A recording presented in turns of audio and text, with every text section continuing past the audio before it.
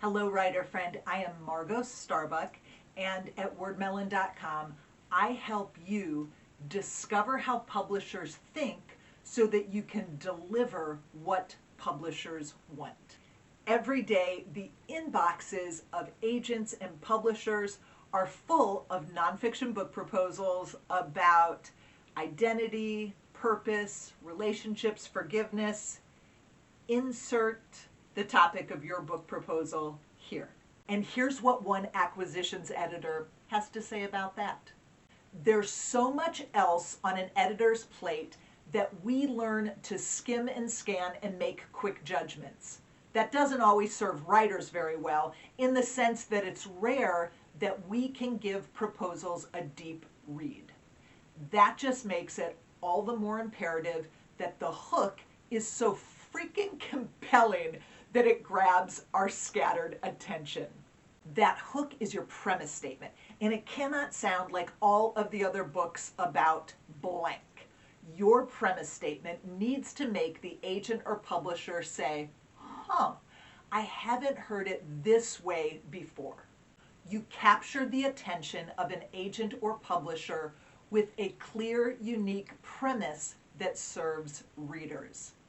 Today, I am going to teach you what makes a strong premise statement with the help of a few special guests, and then I am going to tell you the 3 secrets to writing a killer premise statement that helps a publisher say yes. And if you nail these 3, your premise is doing what it's supposed to do. Over a decade ago, I heard editor Stephanie Smith give a talk about writing a strong premise statement. And what she said was a game changer for me. And so I want you to hear from her about what it means to pitch a book that has a unique angle or slant. She says, an angle is simply this. It's a fresh frame for a timeless truth. It's creative, unexpected, a pinch provocative, and able to power up vital conversations people are compelled to join. It's the signature of great writing, and it makes all the difference in standing out beyond overdone, underdeveloped, dime a dozen concepts. Today, you will hear from Stephanie Smith, and you're also going to hear from literary agent Jevon Bolden of Embolden Media. When you really get this, when you learn how to craft a winning premise statement, you will capture the attention of an agent or publisher. Here's what Stephanie has to say about slant. It's the word that I like to use to describe what really every editor is looking for, which is that spark that makes you as a reader do a double take and go, oh, wow, I've not thought of that before, or that's really interesting. There's some neuroscientists that I have talked about. We have dopamine is this chemical in the brain. It's like the happy hormone, and it also functions as the save button in the brain. So when we encounter something new and novel that the brain has not encountered before, we get these little like shots of dopamine going off, which is what we remember. So, that book that you read and that line that just like gutted you, or that, quote that you heard from a speaker, or that meme that somebody posted that you remember the content of which weeks and months and years later, that's the slant at work. This is why your message cannot be what's already been said, what's already been written. God says you are worthy. Prayer changes things. Your life has a purpose. While all of those are true, while all of those are timeless truths, you're not offering something that's fresh, that's new, right? That's making a novel impression on the brain of the reader.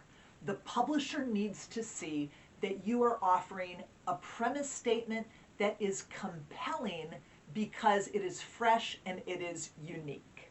Jevon Bolden agrees that while there are plenty of books written on these subjects, there actually is a need for writers who can approach them uniquely. I work mostly in the nonfiction Christian space. And most of the time, what I see are people approaching the identity of knowing who you are, being valued and feeling worthy, worth, value, and identity in Christ, or as a person who's been created by God. What is your purpose, kind of thing. Those are topics that are often overdone and not uniquely approached. The ones that actually work, because truthfully, we're always wondering that. We're always looking for that answer. What on earth are we put here for? And what do we do? Why are we here? Who are we? We ask those questions over and over at various stages of life, even from being a parent to from not being a parent, to being an empty nester, from being single to being married. We move all around throughout our identity. So we're always asking those questions, but the people who actually do well with those topics are those who approach it uniquely. For years, Jevon worked in acquisitions, so she has seen a lot of premise statements from writers. Yes, if I can be honest about this, I don't actually see very good premises often at all. What usually happens is people are unable to actually nail a premise well. So what I end up getting, even from being an acquisitions editor until now, being an agent, is I'll get a paragraph describing where the author is really having a difficult time even getting to what is this book about and how is it unique. When I asked Stephanie Smith about the kinds of proposals that publishers decline, she named two things. One is that they're missing that angle or slant, and two, they're failing to meet the reader where she lives. I think there's a few common disconnects with proposals that publishers often pass on. One of them is it's missing an angle. And by that, it's as readers, we like to read to discover. We want to go on a journey of discovery. We don't want to be told something that we already know. So when a proposal's biggest, brightest idea is telling you something you already know, it's hard for readers to be interested in that. It's like, if you're a kid and your parent is saying, don't forget to, take your coat with you, and you're like, yeah, I know. It's not memorable. It doesn't stay with you. So that's one. Another is a lack of awareness about your reader.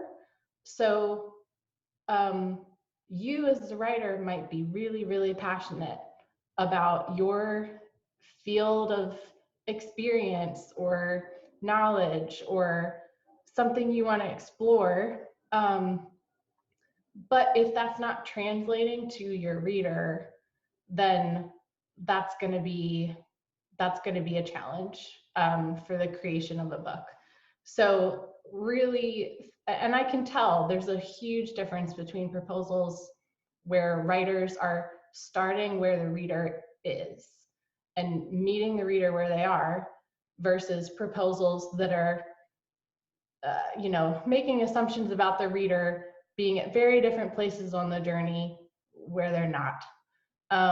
So there's a little bit of a, are you thinking like a reader as you're writing or not? All right, are you following? A clear, unique premise that meets readers' needs gives the publisher a reason to say yes. Here we are. These are the 3 secrets to delivering a winning premise statement, and if you hit these 3, you have likely nailed it. A compelling premise is simple, clear, and easy to grasp. A compelling premise is saying something fresh and unique. A compelling premise meets the reader's need. Before we unpack these, I'll share the premise from one of my books as an example. I wrote a book on beauty and body image that's called Unsqueezed. The premise of Unsqueezed that sounded fresh to a publisher was this: God made your body to be instrumental, not just ornamental. And something about that made the publisher say, huh, I haven't heard it that way before. Lots of publishers have published books on beauty and body image, including InterVarsity Press that published mine. But something about that premise made them say yes. It hits those three elements of a strong premise. It's clear and easy to grasp. It's saying something a little different, fresh, unique, and it meets the reader's felt need. That unique slant wasn't original to me. Someplace I read those two words together, instrumental and ornamental, and it was like everything in me came alive. Aha, right? Like that's it. It released dopamine into my brain. And Stephanie Smith encourages readers to work to find that aha.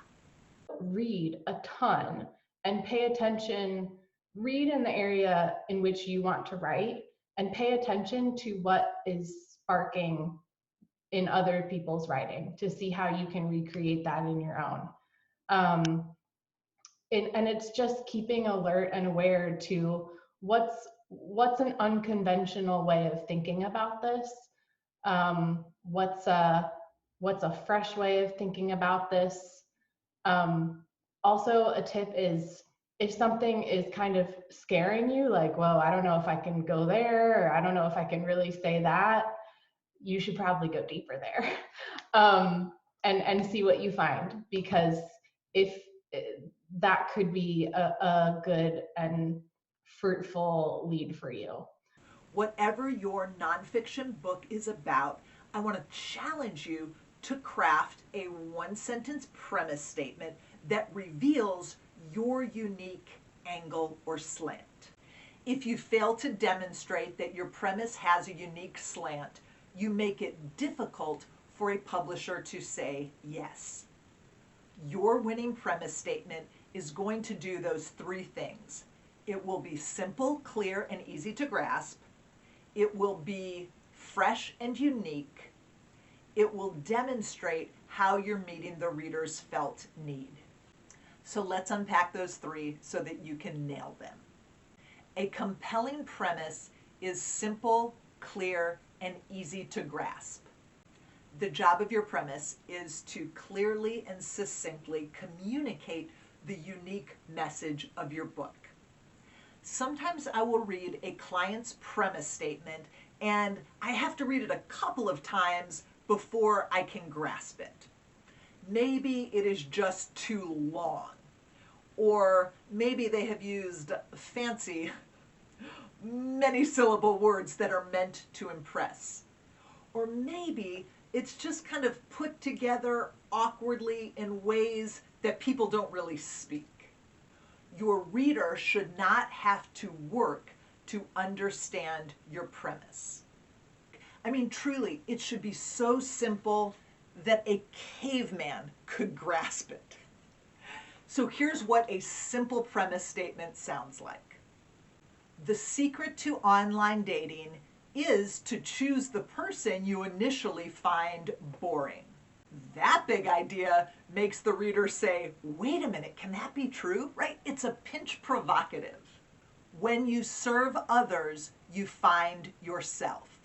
It's a little bit unexpected. Buy less, live more. Just a few memorable words.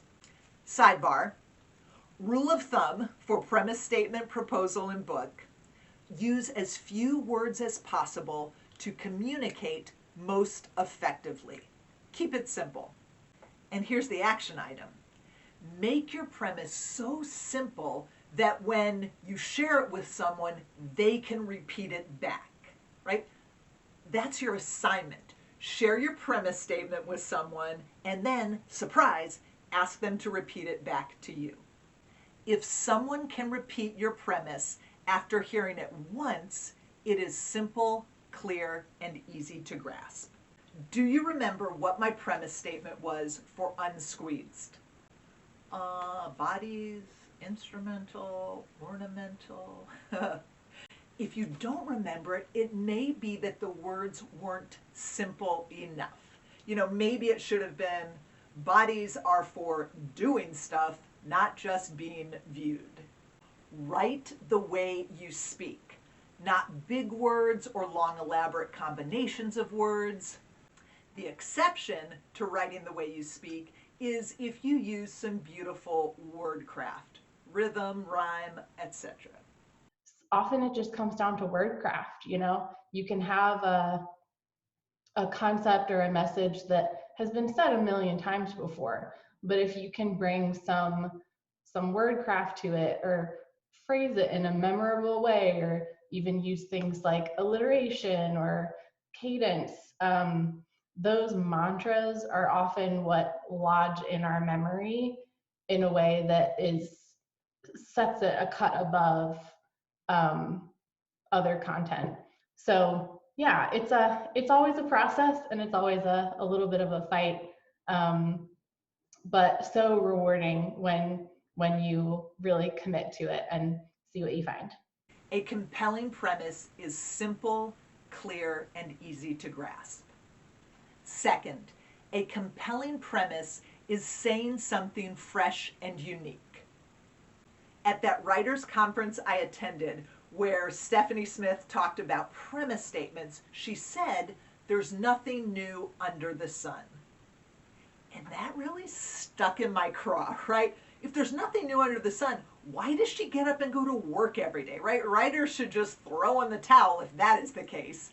I wrestled with it, and eventually I heard that she was saying, the needs that we have, those are timeless, and even the solutions, the truths are timeless, but what we can offer the reader is a fresh solution. Offer a fresh solution to an old problem. And she goes on to push writers to say something fresh and unique. So it can take many different fashions and forms, but it's whatever, it's your fresh take on content or a concept. And I like, I contrast that because as writers, it can be easy to be discouraged by the fact that, there's really nothing new under the sun.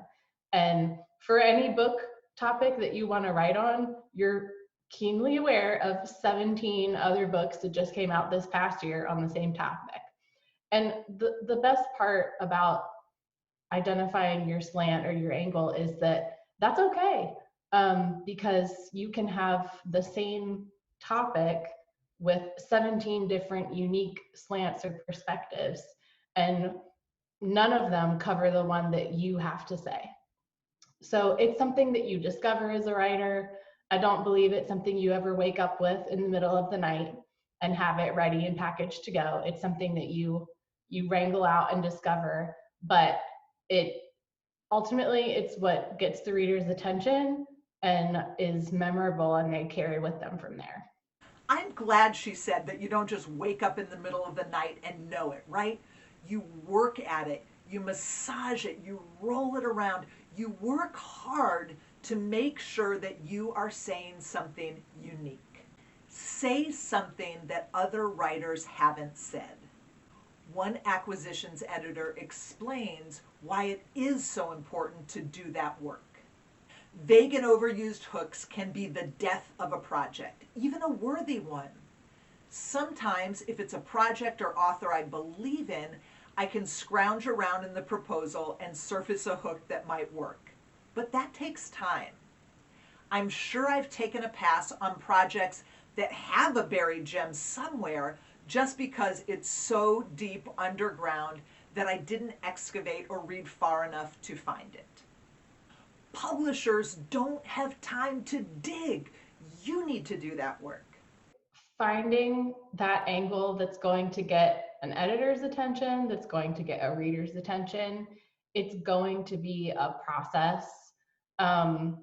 It's not a light bulb moment. That's not usually how they arrive. It really is a process. And I think as writers, you start with the raw idea, and it's big, it's broad. And then as you keep working on it, it narrows into the focal point that you're hoping for. So, I mean, my best advice for writers is to further that process is just to keep asking yourself really good questions. To give you the idea, here are a few examples of premises that have a fresh or unique slant. The secret to parenting is saying yes more than you say no. Losing a limb taught me that our losses may be the seeds for our greatest gains. Eating nothing but pizza and ice cream helped me lose 30 pounds. Okay, I think that last one's going to be a bestseller. A unique angle makes the reader say, huh, I haven't heard it that way before. I'm sure you have a general idea of what you want to say in your book, but I am pushing you to go further, to work harder, to give it that unique edge, slant, angle. Make the reader say, huh, I haven't heard it that way before. Action item. You are not always the best judge of whether your big idea is fresh and unique. So I want you to run your premise statement past a few friends, a few enemies, and invite them to be honest with you. Ask them, do you know of any other books that are saying this same thing? What are they? What is it that I'm saying that you haven't heard elsewhere? The big win is saying something unique that other writers haven't said. A writer having a unique premise is absolutely necessary because you want your work, first of all, to stand out from other people's work so that people, your readers, will understand why it's important for them to engage with your book outside of all the other purchases they may be making. The other part of wanting your premise to be unique is because you ought to be speaking directly to your readers from your own perspective. They're coming to you for what you have to say. And then, of course, that idea of having a unique premise sets the whole foundation of the book that you're writing. And if your book is going to repeat things that you've heard here and there, and it's going to have hardly any reflection of who you are as a writer and a person who engages with readers and touches people's hearts, you're going to really miss the opportunity to be yourself and to shine through the messages that have been given you. Don't repeat what you've heard, what you've read, what other communicators are saying. A compelling premise is fresh and unique. Finally, a compelling premise meets the reader's need.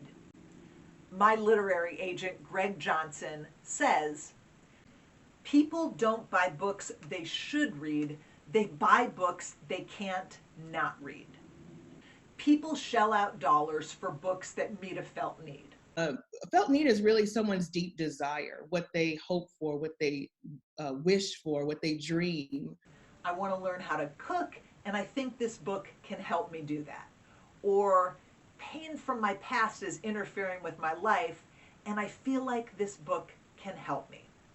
Or I'm afraid of speaking in public, but I think this book can help me. Or I know I need to forgive my parent. I think this book can help me. Your audience has a problem and you've got a solution. If you haven't thought about your book this way until now, I encourage you to do it. What is the reader's problem? And what is your fresh solution to that problem? If you're not offering a fresh solution to a reader's problem, you make it more difficult for a publisher to say yes. So, in order to solve their problem, you need to know your reader, know your reader's need, that's her problem, and offer a solution to the problem or need that she has. If your book isn't meeting a reader's need, why should she buy it? If it is meeting a need, it is your job to communicate that clearly to an agent, a publisher, to a reader, right? This is the problem, and here's the unique solution I'm offering. I read a post on Jevon's blog where she contrasts real needs and felt needs. And her point was that we can ignore some of our real needs, but our felt needs are pressing. And so we're motivated to meet those needs. As a writer, you can capture that felt need and turn it around to, if this is really what you want, then this is how you get it. And that's when you're dealing with real needs. So your presentation, your package, your hook, is really about grabbing people and saying, if this is the end result that you desire, and you give them all the reasons why it's so great to desire that, why it's important to desire that, and then you work them to how to get there. That's really sort of the idea of balancing felt needs versus real needs for many of us who really would, we love our comfort zones and we really would like things easy, but most things that are worth it and full of value are not easy to come by. A publisher must see that your book meets readers' needs and offers readers real takeaway value. Okay, here's my confession. As a creative, maybe you're like this, I get excited about the ideas, the solutions, right? But my book has to be meeting the needs of a reader. So I know that you know what you want to write about, and I'm asking you to rewind a little bit, right? You've got your solution. I'm asking you to rewind and really focus in on what the reader most needs. Why do people want to read your book? They want to read your book because they see themselves in it. They find worth and value in it. There's benefit for them in it. They question what's in it. For me, is answered for the reader over and over again. They're never lost on a page. The book you're writing is not about you. It's about the reader. The whole idea of publishing is for others. It's an extension out. It's not something that's necessarily meant to be for us. Your journal can do that a lot. The idea of publishing is to proclaim, to herald, to announce. And that's something that is very public facing. If you're talking about being able to do that well, that means you're supposed to be reaching out to a broad number of people. And the way you do that is reflect their needs. Here's your action step. I want you to choose one real living human person that you have written this book for. Maybe it's your college roommate, or maybe it's your sister-in-law, maybe it's your neighbor. I want you to describe that person in the audience section of your book proposal, and I want you to tape their picture to your computer monitor so that you are holding them in your heart, and I want you to ask, what is the reader's need? What is the fresh solution I'm offering to meet that need? A compelling premise meets the reader's need. Writer friend, if you hit these 3 marks of a compelling premise statement, you will have captured the attention of an agent or publisher. Your premise is simple, clear, and easy to grasp. Your message is so simple, someone can repeat it after hearing it once. Your premise is saying something fresh and unique. You're saying something that other writers haven't said. Your premise meets the reader's need. You're offering a fresh solution to a real felt need the reader has. Nail those 3 to give a publisher every reason to say yes. You still need to demonstrate that you're reaching audiences and that you have strong writing, but you hook a reader, an agent, a publisher. You capture their attention when you offer a strong, compelling premise statement. You got this. To connect with Stephanie, visit her site at slantletter.com and sign up to receive her newsletter. You can find Jevon's e-courses, books, and other resources at jevonbolden.com/shop and her online writers community at numawriters.com. And sign up for free writing resources at wordmelon.com. You got this.